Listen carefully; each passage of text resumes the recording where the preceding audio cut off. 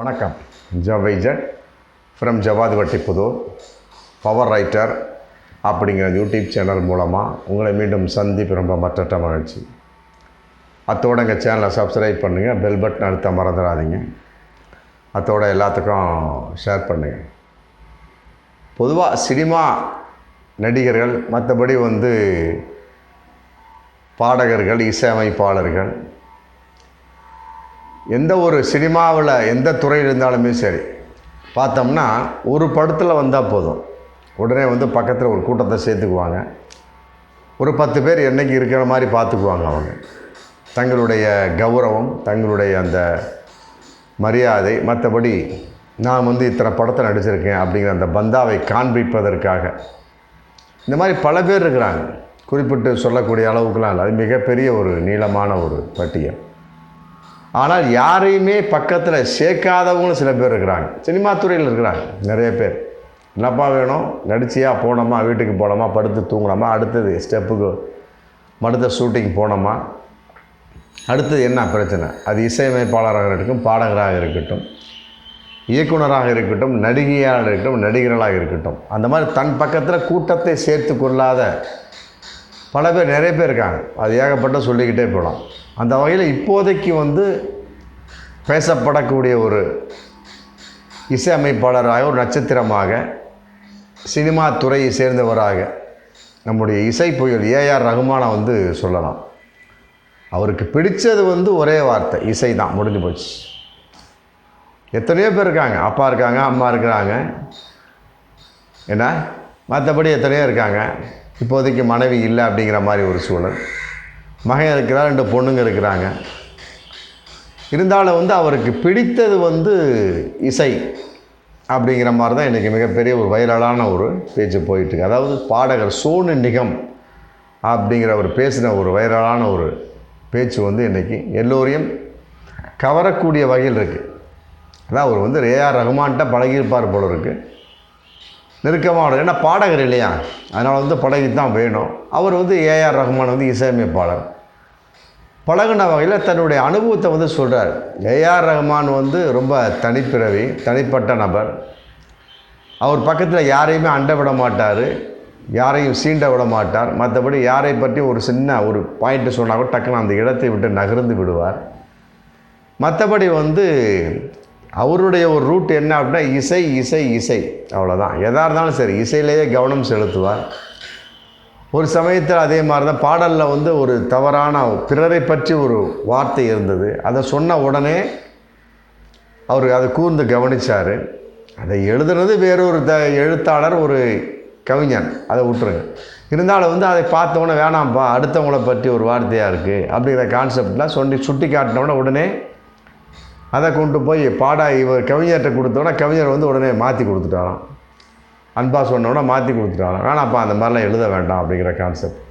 அந்த மாதிரி போய் பாடல் வரிகளிலும் கூட பிறரை சீண்டாத அளவுக்கு, இசையில் கூட பிறரை தழுவாத அளவுக்கு, அந்த அளவுக்கு ஒப்பற்ற ஒரு மனிதராக, தனிப்பட்ட ஒரு பிறவியாக ஏஆர் ரஹ்மான் இருந்து கொண்டிருக்கிறார். போட்டு சோனு நிகம்ங்கிறவர் ரொம்ப அவரை மிக உயர்த்தி பேசுகிறார். அன்பாக நடந்துக்குவார், பண்பாக நடந்துக்குவார். அதே நேரத்தில் குரலை தாழ்த்தி உயர்த்தி பேசவே மாட்டார், ரொம்ப தாழ்த்தி தான் பேசுவாராம். ஒரு ஏஆர் ரஹ்மான் இருக்காரா அப்படிங்கிறதே தெரியாதான்.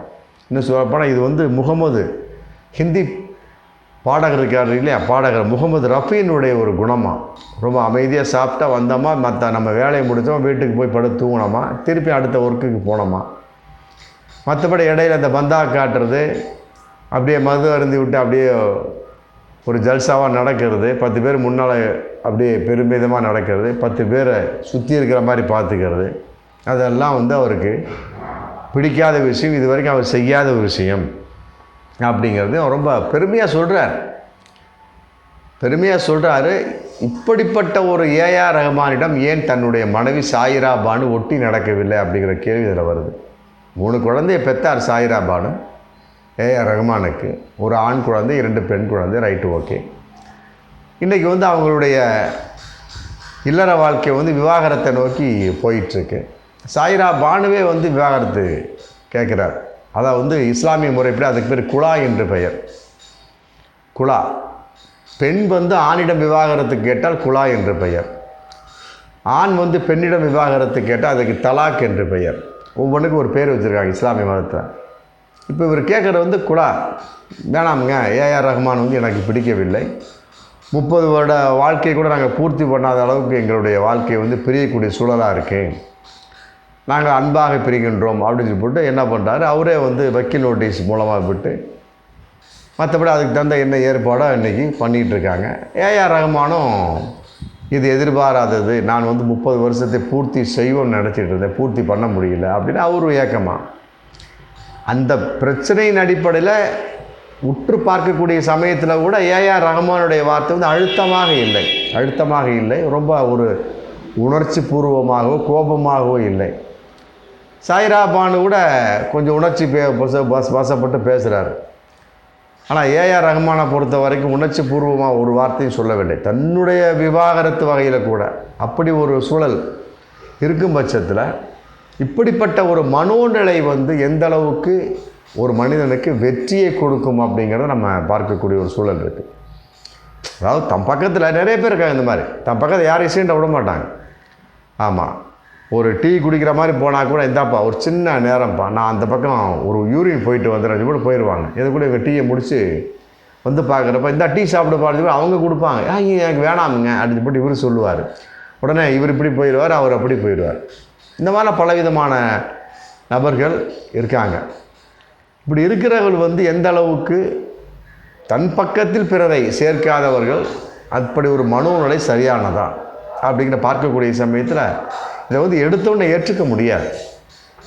அதாவது வந்து ஒரு பிரச்சனை அப்படிங்கிறப்ப 4 பேர் தேவைப்படும். இப்போ விவாகரத்து கான்செப்ட், தலாக்கு கான்செப்டை எடுத்துக்கலாம். இவர் வந்து தனிப்பட்ட முறையில் அதுலேயும் விஷயமாக சொல்கிறார். இவர் எதாக இருந்தாலும் வந்து இசைன்னு தான் இருந்துகிட்டு இருக்காரு, எங்கள் குடும்பத்தை கவனிக்கவில்லை அப்படிங்கிற ஒரு விஷயந்தான் சாய்ரா பானு மூலமாக வெளிப்படுது.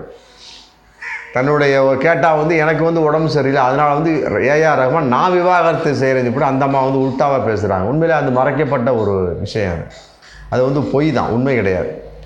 இப்படிலாம் ஒரு நடிகர், இது பாடகர் சோனு நிகம் சொன்னபடி பார்க்கக்கூடிய சமயத்தை தன் பக்கத்தில் யாரையும் சேர்க்காத ஒரு நபர் தான் ஏஆர் ரஹ்மான் அப்படிங்கிற பார்க்கக்கூடிய சமயத்தில் கட்டாயமாக வந்து தன் மனைவி எவ்வாறு பக்கத்தில் சேர்த்திருப்பார் அப்படிங்கிற கேள்வி இதில் வருது. 3 குழந்தையை பெற்றுட்டார், இன்றைக்கி விவாகரத்தை நோக்கி போயிட்டுருக்கு. சாய்ரா பானுவை பொறுத்த வரைக்கும் தலாக்கை நோக்கி போயிட்டுருக்கு. இப்படிப்பட்டவர் இசையை கட்டி அழுது கொண்டிருக்கக்கூடிய ஒரு நபர் எதற்காக கல்யாணம் பண்ணி கொள்ள வேண்டும் அப்படிங்கிற கேள்வி இதில் வருது. இல்லை, இதில் வந்து பார்க்கக்கூடிய சமயத்தில் ஏஆர் ரஹ்மான் மேலே வந்து தன்னை பக்கத்தில் யாரிடையும் சேர்த்து கொள்ள மாட்டான் அப்படிங்கிற சமயத்தில் சாய்ரா பானுவை எவ்வாறு சேர்த்து கொண்டார், 3 குழந்தைகளை எவ்வாறு பெற்றார், ஆமாம் அப்படிங்கிற ஒரு மிகப்பெரிய ஒரு கேள்வி இருக்குது. தன் பக்கத்தில் சேர்க்காமல் விட்டது ஓகே, மற்றபடி சாய்ரா பானு வகையில் அவர் நடந்து கொண்டாரா அப்படிங்கிற ஒரு சந்தேக மனப்பான்மை இதில் வருது. ஆமாம், எப்போ பார்த்தாலும் இசை அப்படின்னே போயிட்டுருக்க சமயத்தில் மனைவிகளும் அப்படி தானே போயிருப்பார். அதான் நம்ம பார்க்கக்கூடிய ஒரு மிக உற்று கவனிக்கக்கூடிய ஒரு விஷயம். அதனால் வந்து ஏஆர் ரஹ்மான் வந்து தன் பக்கத்தில் யாரையும் சேர்க்க மாட்டார், யாரையும் கிட்ட நெருங்கி விட மாட்டார் அப்படிங்கிறது ஒரு பெருமைக்குரிய விஷயமாக சொல்ல முடியாது. ஏன்னா இது வந்து மனைவி வகையில் போயிடுச்சு இல்லையா. இன்றைக்கி மிகப்பெரிய ஒரு பாதிப்பு. கிராமத்தில் ஒரு பரமொழி சொல்லுவாங்க, அம்மா போனால் அன்பு போச்சு, அப்பன் போனால் சொத்து போச்சு, அக்காவும் தங்கச்சியும் போனால் வந்து நமக்கு மிகப்பெரிய சொந்தங்கள் போச்சு, ஆனால் மனைவி போனால் எல்லாமே போச்சு அப்படிம்பாங்க. இன்றைக்கி எல்லாமே போச்சே. ஆஸ்கார் விருது எந்த பிரயோஜனம் இருக்குது, கோல்டன் குளோபல் விருது, மற்ற ஷோர்ஸ், எத்தனையோ டாக்டர் பட்டங்கள்லாம் கொடுத்தாங்க. ஆஸ்கார் விருது வாங்கின பின்னாடி ஏஆர் ரஹ்மானுக்கு இசை புயல் அப்படின்னு என்னென்னமோ கொடுத்து என்ன பிரயோஜனம் இருக்குது, மனைவி இல்லையே பக்கத்தில். புரியுதுங்களா? ஒரே பார்த்து எல்லாமே போச்சே, மனைவி போனால் எல்லாமே போச்சு, முடிஞ்சு போச்சு. அப்படிங்கிறப்ப இது வந்து ஒரு பக்குவமான ஒரு நடைமுறையா அப்படின்னா எடுத்தோடனே அதெல்லாம் அப்படிலாம் சொல்லவெல்லாம் முடியாது. தன் தேவைக்கு பிறரை வைத்து கொள்ள வேண்டும், தேவைப்படாத பிறகு நாம் சிறிது விலகி இருக்க வேண்டும். எந்த நேரமுமே பிறரை விலக்கியே வைத்திருப்பதும் ஏற்றுக்கொள்ள முடியாத விஷயம். அந்த வகையில் தான் வந்து ஏஆர் ரஹ்மான் சாய்ரா பானையும் விலக்கி வைத்து விட்டாரோ, ஒருவேளை அந்த வகையில் சாய்ரா பானே ஏஆர் ரஹ்மானை விட்டு விலகி விட்டாரோ அப்படின்னு நம்ம என்ன தோணுது. ஆமாம், உண்மையிலே இது கூட மிகப்பெரிய ஒரு ரகசியமாக கூட இருக்கலாம், வெளிவராத உண்மையாக கூட இருக்கலாம். சாய்ரா பானுக்கு ஏஆர் ரஹ்மானுக்கு எப்படி பையன்பா விவாகரத்து அப்படிங்கிற கான்செப்ட் வரக்கூடிய சமயத்தில் ஏஆர் ரஹ்மான் வந்து யாரையுமே அண்ட விடாத நபர், தன் மனைவி கூட அண்ட விட மாட்டார், விட்டுருக்கலாம், அப்படி கூட எடுத்துருக்கலாம். 3 குழந்தை எப்படி பெற்றாருங்கிற கேள்வி அது அப்புறம் பேசிக்கலாம். பட் இருந்தாலுமே கூட இப்படியே ஒரு கேப் மெயின்டைன் பண்ணமே இருக்கிற சமயத்தில் அப்போ எல்லா மனுஷனுக்குமே வந்து ஒரு விஷயம் தெரியுமில்ல, இசை இசை இசை அப்படின்னே போயிட்டு இருந்தோம்னா குடும்பத்தை யார் பார்ப்பா? அப்போ இசை இசை என்று சென்ற ஏஆர் ரஹ்மான் நண்பர்களை கவனிக்காததை போல் தான் ட்ரூப்ஸ் டே கட்டி அழுதுகிட்டே ட்ரம்மு மற்றபடி வந்து கித்தாரு ஹார்மோனியம்னு கட்டி அழுதுகிட்டே இருந்த ஏஆர் ரஹ்மான் தன் மனைவியும் கவனிக்கவில்லை அப்படிங்கிற மாதிரி தான் இந்த வெளிப்பாடு தெரியுது.